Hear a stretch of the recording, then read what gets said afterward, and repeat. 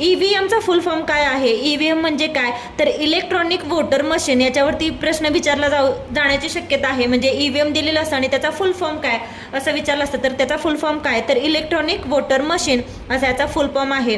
भारतीय निवडणूक आयोगाने निवडणुकीमध्ये कोणते ॲप्लिकेशन लॉन्च केले आहेत? तर भारतीय निवडणूक आयोगाने 3 प्रकारचे ॲप्लिकेशन्स हे लॉन्च केले आहेत. एक आहे VHA, एक आहे सी विजिल आणि तिसरं आहे KYC. अशी ही 3 ॲप्लिकेशन्स आहेत टोटल. ही जी लॉन्च केली आहे ती भारतीय निवडणूक आयोगाने निवडणुकीमध्ये ॲप्लिकेशन्स लॉन्च केली आहेत. आता ह्या ज्या 2024मध्ये निवडणुका झाल्या लोकसभेच्या, या कितव्या निवडणुका होत्या? तर 2024मध्ये लोकसभेच्या निवडणुका या 18व्या होत्या.